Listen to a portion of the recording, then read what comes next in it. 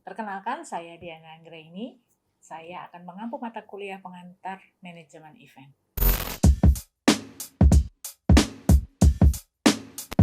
Hari ini baru hari pertama kita ketemu ya, jadi kita kenalan dulu ya. Oke, saya akan menjelaskan sedikit mengenai latar belakang pendidikan saya. Silakan dilihat ya di layar ya. Ini adalah latar pendidikan saya. Hingga saat ini saya masih sedang dalam proses menyelesaikan pendidikan S3 saya di IPB.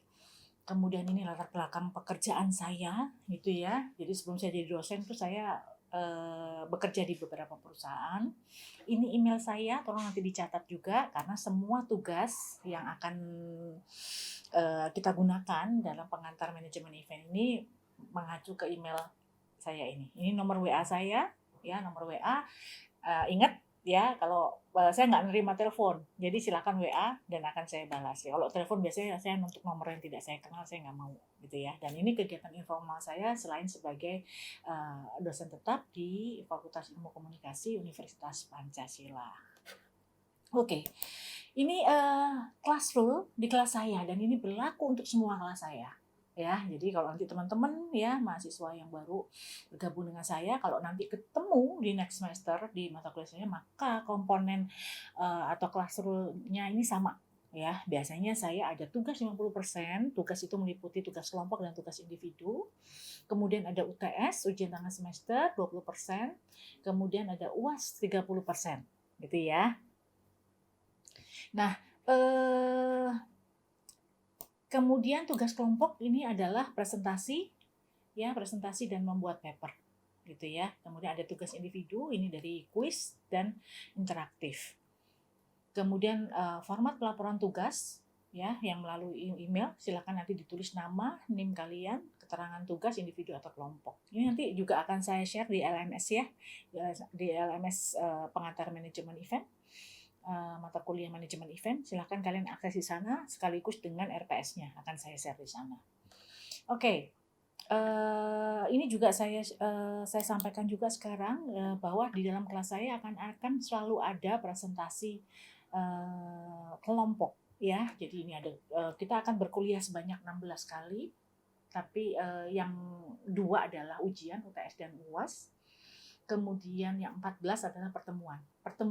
Presentasi ini nanti kita akan mix. Ya, kita akan kita akan presentasi langsung melalui tatap muka, baik melalui Zoom atau tatap muka langsung, atau mungkin juga kalian belajar melalui dengan memanfaatkan platform digital, misalnya membuat video presentasi melalui YouTube yang kemudian di-share linknya kepada kita semua untuk kita sama-sama belajar dan diskusikan.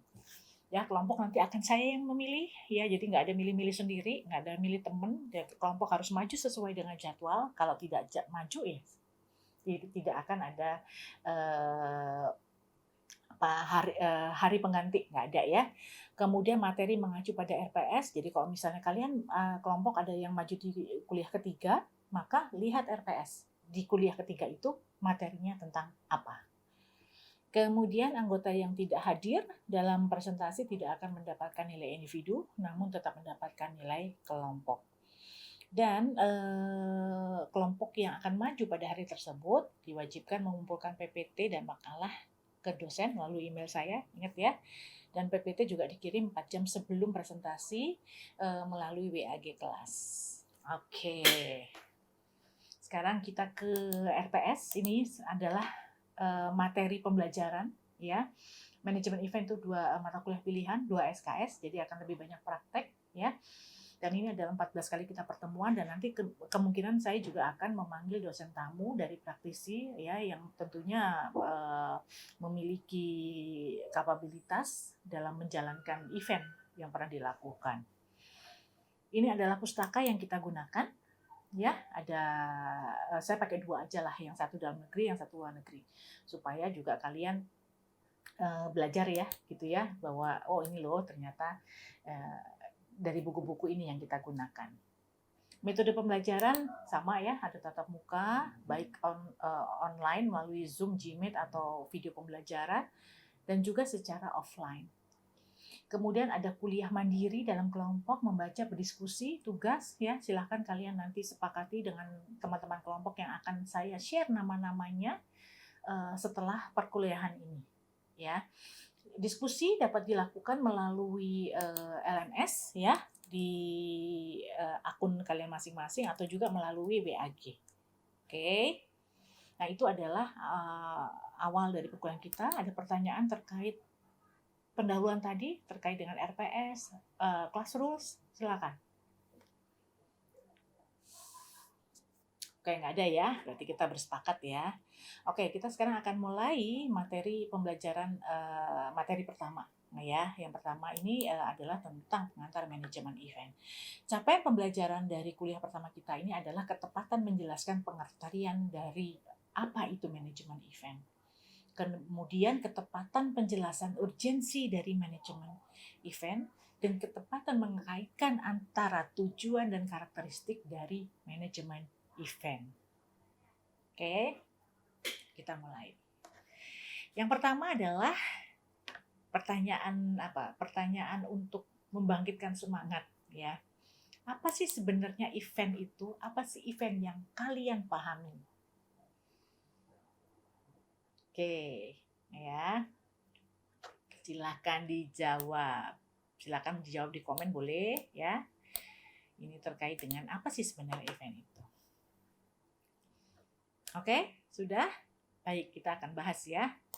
Event itu sebenarnya adalah kegiatan yang diselenggarakan untuk satu tujuan. Nggak ada event yang diselenggarakan tanpa satu tujuan. Coba silakan kalian share kalau ada penyelenggaraan kegiatan yang nggak punya tujuan. Nggak ada kan? Nah, ya, menurut Goldblatt tahun 1997, ya, event itu adalah a special event, recognize a unique moment in time with ceremony and ritual to satisfy specific needs. Jadi merupakan satu acara khusus yang bisa dikenali, ya, melalui momen-momen unik yang ditayangkan atau disajikan dengan waktu khusus, ya, waktu dan ritual khusus tentunya untuk memenuhi kebutuhan dari klien, seperti itu, ya.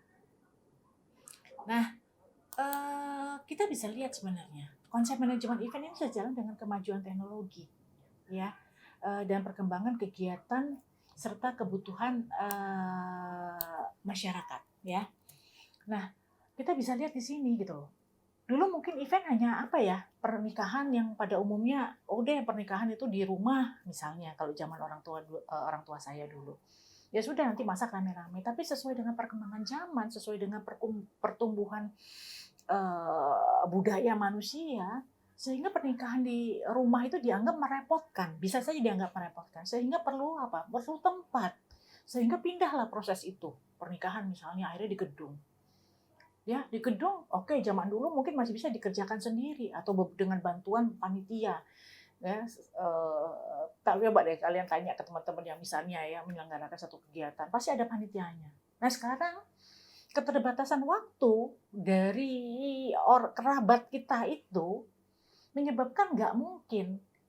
Lagi pula sebenarnya logikanya gini, kita tuh mau seneng-seneng loh dalam satu event. Kenapa harus direpotkan dengan mengurusi ini itu. Nanti pas hari hanya pada lemes semua, pada capek semua, pada ngantuk semua deh. Gitu kan?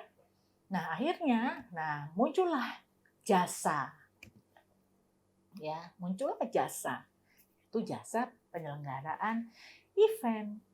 Dan ternyata semakin kesini, event yang dilakukan itu juga semakin banyak dan semakin bervariasi. Dulu liburan nggak perlu butuh event. Nah, sekarang butuh liburan. Kita nggak tahu tempatnya di wilayah sana. Ada orang sana yang tahu, orang setempat yang tahu. Kita gunakan jasanya. Dulu rapat-rapat aja. Ya, rapat misalnya di kantor atau rapat misalnya di hotel habis itu pulang. Tapi enggak, sekarang rapat atau yang MICE itu ya, habis rapat pasti nanti ada edisi jalan-jalannya ada. Nah, itu dikoordinir oleh penyelenggara event. Sehingga event yang ada saat ini semakin beragam dan semakin tersegmentasi. gitu ya, karena kebutuhan dari masing-masing orang juga berbeda. Oke. Kita lihat nih, ada kategori event menurut Son and Perry tahun 2002. Ya, yang masuk dalam kategori special event. Ada leisure event, sport, recreation, leisure ya. Kemudian ada juga cultural event.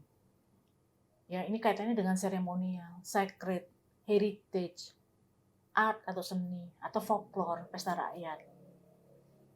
Ada juga organisational event, komersial, politik, ya, charitable, atau sales, penjualan, ya. Atau misalnya nanti dalam istilah itu bisa dikenal juga apa MICE itu tadi ya. Ada juga sekarang personal event. Dulu mah nggak ada namanya ulang tahun, itu mau ulang tahun biasa aja di rumah. Nah sekarang ya ulang tahun anak pertama, ulang tahun ke-17, ulang tahun ke berapa? 50, ulang tahun ke 90 gitu kan misalnya gitu ya. Kemudian misalnya pernikahan gitu. Zaman saya mah nggak ada pernikahan namanya apa itu bridal shower atau baby shower tuh nggak ada. Sekarang tuh kan proses itu juga bermacam-macam ya. Ada 4 bulanan, ada 7 bulanan, belum nanti habis ngelahirin ada lagi prosesi potong rambut segala macam. Nanti kalau ngikutin budaya lagi ada 7 bulan 7 bulan umur anak ya gitu. Jadi ritualnya banyak gitu ya. Nah, oke. Nah, nanti kita akan bahas ya tentang kategori atau jenis-jenis event ini pada perkuliahan selanjutnya. Nah, sekarang kita lihat dari karakteristik event. Karakteristik event itu yang pertama adalah uncertainty. Nggak punya satu patokan khusus. Gitu ya, nggak punya satu patokan khusus apa misalnya kalau kita lihat nggak pasti gitu. Kadang-kadang sudah direncanakan nah batal. Apalagi kayak kemarin nih kan, kita hampir 2 tahun ini ya, kasus Covid itu kan banyak sekali acara yang sudah direncanakan ternyata batal. Ya, dan kita harus mengakui berapa kerugian yang banyak. Bukan hanya kerugian secara ekonomi di masyarakat, tetapi usaha-usaha banyak sekali yang terdampak gitu kan. Kemudian unik, harus unik ya, karena justru itulah nilai jual yang kita tawarkan kepada klien. Perishability, ya mudah rusak. Mudah rusak nih dalam artian gini, jasa itu nggak bisa disimpan. Ini kan jasa ya, gitu ya, pengelolaan jasa nih ya. Jadi jasanya nggak bisa disimpan, gitu. Nggak mempunyai daya tahan yang lama karena sifatnya tergantung dari fluktuasi permintaan. Kadang-kadang kalau lagi musim liburan, oh nanti banyak event ini. Tapi kalau lagi musim sekolahan nggak ada eventnya. Seperti itu, ya. Kemudian intangibility.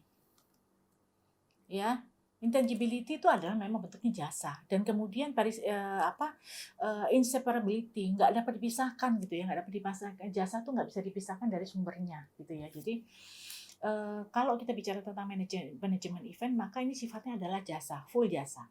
Ya, adapun komponen-komponen lainnya yang mendukung itu adalah komponen untuk menyukseskan acara. Tetapi secara dasar bahwa event ini adalah intangibility, ya, momen produk jasa. Karena kemudian dia menawarkan suasana dan pelayanan, ya, dan terutama juga interaksi dari personalnya. Nah, kemudian apa yang harus dilakukan untuk melakukan sebuah event? Yang pertama itu dimanapun berada itu adalah kita harus melakukan analisis pasar atau riset pasar lah ya. Riset pasar ini terkait dengan informasi tentang siapa audiens kita, siapa target acara kita. Gunakan SWOT segala macam ya. Jadi kita bisa mengetahui event apa sih yang sedang banyak dibutuhkan atau sedang tren di masyarakat. Kemudian kita target acaranya apa? Kalau target acara berarti kan kita bicara dengan kalayaknya. Ya, kaitan dengan usia, jenis kelamin, kualifikasi, profesi, tingkat pengetahuan dan segala macam. Ya, karena dengan perbedaan ini biasanya berbeda-beda pula loh, ya keinginannya ketika dia mau melakukan sebuah event. Tanya juga keinginan dan harapan audiens ya atau klienmu ketika tanya dilibatkan event apa yang sebenarnya kamu mau gitu loh. Boleh itu kan makanya personal kan tadi kan ya di slide sebelumnya itu ada namanya interaksi personal. Kita tanya, libatkan. Makanya wajib bagi seorang penyelenggara event dia harus mempunyai good komunikasi yang baik dengan kliennya untuk menanyakan apa maunya yang mana. Kita sebagai penyelenggara event kita berusaha mewujudkan apa yang diinginkan oleh si klien tersebut. Nah, tahapan dalam manajemen event pertama ya kalau kita bicara tentang manajemen ya manajemen kalau eventnya kan adalah ininya ya udah jelas ya tapi manajemen itu kan adalah umum bagaimana kita membuat perencanaan pelaksanaan terkait kegiatan event tersebut. Jadi pertama harus selalu dimulai dengan perencanaan. Perencanaan ini meliputi ide-ide. Ya, so apa yang membedakan, apa yang menguatkan, kenapa harus klien memilih kita. Tentunya kan kita harus bisa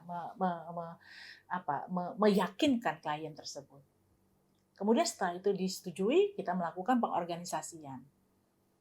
Ya kan, mulailah kita membentuk ya siapa stakeholder dari event tersebut, ya siapa SDM yang akan digunakan, apa yang diperlukan, sarana dan prasarana apa yang diperlukan. Dan ini memerlukan pengkoordinasian. Ya, memerlukan pengkoordinasian yang sangat intensif. Ya. Dalam penyelenggaraan sebuah event diperlukan sebuah pengarahan. Ya. Karena yang berhubungan dengan klien tidak semua orang, tidak semua SDM atau manpower yang ada di dalam manajemen event itu, tetapi biasanya hanya perwakilannya dan perwakilan ini harus menjelaskan keinginan dari klien dalam melakukan event tersebut. Dan jangan lupa selalu monitoring, evaluasi sampai event itu berakhir. Nah, kita bisa lihat ya, ini terakhir ya. Ini terkait dengan persiapan apa yang harus dilakukan. Tadi sudah saya katakan, sebenarnya tahapan ini ada riset. Ketika riset, ya pastikan semua yang ingin kita ketahui itu terjawab dalam riset yang kita lakukan. Kemudian ada perencanaan, mulailah menyusun apa yang harus dilakukan, buatlah timetable, apa keperluannya, gitu ya. Siapa saja yang diinikan, mulai menghitung, membuat timetable, karena ini kaitannya dengan terorganisir ya. Dan siapa manpower-nya, bagaimana pendanaannya, apakah dalam event tersebut diperlukan proposal, apakah diperlukan sponsor, bagaimana rencana pemasarannya. Dan ini semua berada pada proses pra kegiatan acara. Ya. Dan kemudian kita lihat ke hari ke proses selanjutnya adalah ketika pelaksanaan. Bahwa dalam pelaksanaan acara ini perlu dikelola.